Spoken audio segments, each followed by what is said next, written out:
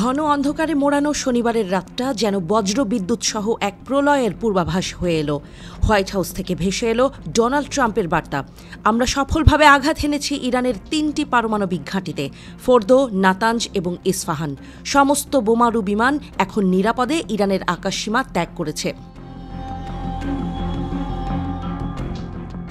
এরপর দ্বিতীয় এক ঘোষণায় মার্কিন প্রেসিডেন্টের কণ্ঠে জ্বলল যুদ্ধের অগ্নিশিখা। তিনি বলেছেন, ইরানকে এখনই এই যুদ্ধ বন্ধ করতে হবে। ঘোষণা এলো ট্রাম্প রাত 10টায় জাতির উদ্দেশ্যে ভাষণ দেবেন। মার্কিন বোমারু বিমান B-2 আগেভাগেই চলে গিয়েছিল প্রশান্ত মহাসাগরের দ্বীপ গুয়ামে। সেখান থেকেই ছেড়ে দেওয়া হয় পূর্ণ পেলোড বোমা বর্ষণ। লক্ষ্য ছিল ইরানের হৃদয়স্থল ফোর্দো পারমাণবিক স্থাপনা। ইসরায়েলি সম্প্রচার মাধ্যম কান জানালো, ওয়াশিংটনের সঙ্গে ছিল পূর্ণ সমন্বয়। সাবেক ইসরায়েলি প্রতিরক্ষা মন্ত্রী ইয়োভ গ্যালান্ট X-এ লিখেছেন, ট্রাম্প সাহসী সিদ্ধান্ত নিয়েছেন। এই সিদ্ধান্ত মানবতার পক্ষে। মঞ্চের পর্দা উঠেছিল প্রায় 10 দিন আগে, যখন ইসরায়েল ইরানের ওপর বৃষ্টির মতো মিসাইল ছুঁড়তে শুরু করে। টার্গেট পারমাণবিক অবকাঠামো ও ক্ষেপণাস্ত্র ঘাঁটি। পাল্টা জবাবে ইরানও হামলা চালায়। তুষের আগুনের মতো যুদ্ধ ছড়িয়ে পড়ে। এখন যুক্তরাষ্ট্র সরাসরি ঝাঁপিয়ে পড়েছে যুদ্ধের কেন্দ্রে। অথচ মাত্র 2 দিন আগেই ট্রাম্প বলেছিলেন, আমার সিদ্ধান্ত আসবে 2 সপ্তাহের মধ্যে। সেই 2 সপ্তাহ পেরোতেই পারল না, নেমে এলো আকাশ থেকে আগুন।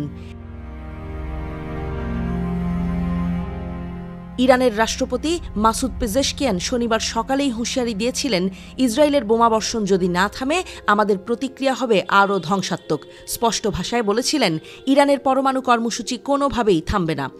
ইরানের সর্বোচ্চ নেতা আয়াতুল্লাহ আলী খামেনি আগেই সতর্ক করেছিলেন, যুক্তরাষ্ট্র যদি হামলা চালায় তার ফল হবে তাদের জন্য অপূরণীয় ক্ষয়ক্ষতি। ইরানের স্বাস্থ্য মন্ত্রণালয় জানায়, ইসরায়েলের হামলায় ইতোমধ্যে নিহত হয়েছেন 400 জনেরও বেশি। ইরানের পাল্টা হামলায় নিহত হয়েছে কমপক্ষে 25 জন ইসরায়েলি নাগরিক। এখন প্রশ্ন, এই যুদ্ধের শেষ কোথায়? পারমাণবিক যুদ্ধের দোরগোড়ায় দাঁড়িয়ে কি আরেকবার ইতিহাস নিজের ভয়াবহ রূপে ফিরবে? রাতের আকাশে হু হু করে উড়ে যাচ্ছে বোমারু বিমানের ছায়া।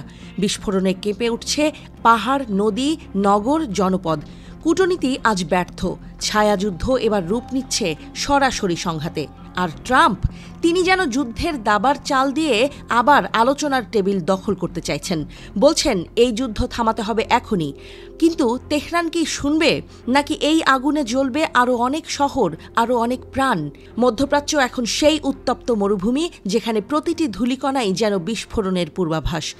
আর বিশ্ব নিঃশ্বাস বন্ধ করে তাকিয়ে আছে। এই যুদ্ধ কি হবে তৃতীয় বিশ্বযুদ্ধের আগমনী বার্তা?